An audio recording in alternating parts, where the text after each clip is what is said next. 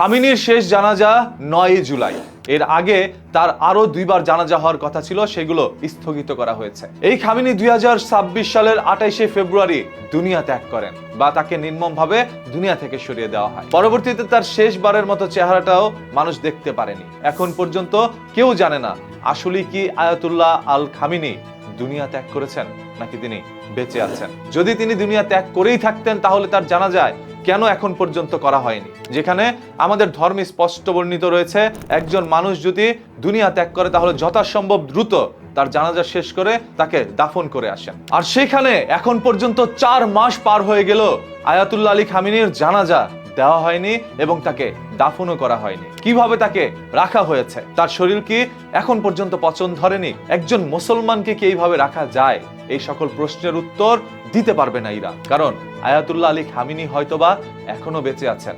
এগুলো সব নাটক করা হচ্ছে আপনাদের সামনে। যে আয়াতুল্লাহ আলী খামেনিকে শুধু ইরানের মানুষই ভালোবাসেন না, বিশ্বের সকল মুসলমানরা পছন্দ করেন, সেরকম একজন মানুষ দুনিয়া ত্যাগ করার পরেও সেটা নিয়ে এখন পর্যন্ত কারো কোনো মন্তব্য নেই। বলা হচ্ছে বা ধারণা করা হচ্ছে আয়াতুল্লাহ আলী খামেনির জানাজার মধ্যে 2 কোটি মানুষ একত্রে হতে পারে। এখন বিশেষজ্ঞরা মনে করছেন আয়াতুল্লাহ আলী খামেনির জানাজায় যদি 2 কোটি মানুষ একত্রে হয়, তাহলে ইসরায়েল বা যুক্তরাষ্ট্র সেখানে এমন কোনো বিস্ফোরণ ঘটাতে পারে যে একত্রে সকল মানুষই দুনিয়া ত্যাগ করবে। এই ভয়ে বা এই চিন্তায় হয়তোবা এখন পর্যন্ত জানাজা স্থগিত করে রাখা হয়েছে। তবে একের পর এক ডেট দেওয়া সত্ত্বেও কেন তার জানাজা হচ্ছে না? যদি আপনাদের মনে এই ভয় থেকেই থাকে তাহলে আনুষ্ঠানিকভাবে নয়, এমনিতেও তো জানাজাটা দিয়ে দাফন করতে পারতেন। আবার আমাদের বাংলাদেশের অসংখ্য আবেগপ্রবল মানুষ এই আয়াতুল্লাহ আলী খামেনির জানাজা গায়বী ভাবেই পড়ে নিয়েছিল। সে কি বেঁচে আছে নাকি মরে গিয়েছে সেটা তারা নিশ্চিত না হয়ে জানাজার কাজ আগে সেরে ফেলেছে। ইরান যুক্তরাষ্ট্র আর ইসরায়েলের যুদ্ধের বিরতি ঘটেছিল কিছুদিন আগে, এখন পুনরায় সেটা আবারও সংঘাতে জড়িত হয়েছে। 4000 থেকে 5000 মানুষের জীবন গিয়েছে,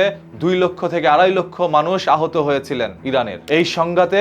ইরানের ব্যাপক পরিমাণ অর্থনৈতিক ক্ষতিও হয়েছে। পরবর্তীতে যুক্তরাষ্ট্র এবং ইসরায়েল যুদ্ধবিরতিতে যায়। কিছুদিন তারা আবারও প্রস্তুতি নিয়ে পুনরায় ইরানের সাথে আবারও যুদ্ধ শুরু করে দেয়। এই যুদ্ধে হতাহতের সংখ্যা কত হতে পারে? এই ইরানকে যতদিন পর্যন্ত বিশ্বের বুক থেকে মুছে দিতে না পারবে ততদিন পর্যন্ত তারা এইভাবেই আঘাত চালাবে ইরানের উপরে। এটাই তাদের মূল লক্ষ্য। আয়াতুল্লাহ আলী খামেনিকে দুনিয়া থেকে সরিয়ে দেওয়ার পরেও কিভাবে এখন পর্যন্ত তারা তাদের ক্ষোভ ঝাড়ছেন ইরানের উপরে। ইরাকের অবস্থা আপনারা দেখেছিলেন, সাদ্দামকে দুনিয়া থেকে সরানোর পর সেই ইরাককে তাদের হাতে করে নিয়েছিল, সেই ইরাককে যুক্তরাষ্ট্রের আয়ত্তে নিয়ে নিয়েছিল। এখন চাচ্ছে ইরানকেও তাদের আয়ত্তে নিয়ে নিতে।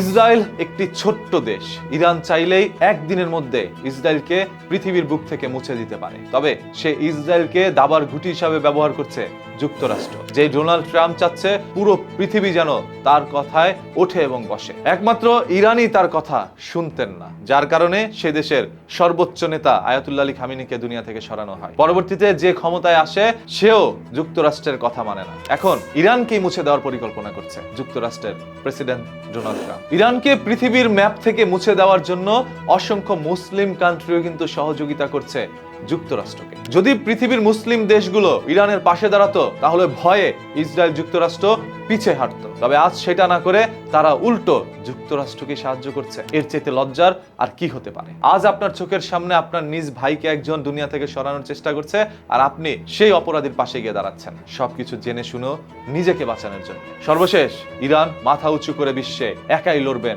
ইসরায়েল ও যুক্তরাষ্ট্রের বিরুদ্ধে। এই বিষয়টি আপনাদের কাছে কি মনে হচ্ছে আপনারা কমেন্ট করে জানান, আর ভিডিওটি শেয়ার করে দেন ইরানের এই দুর্দান্ত সাহস দেখে।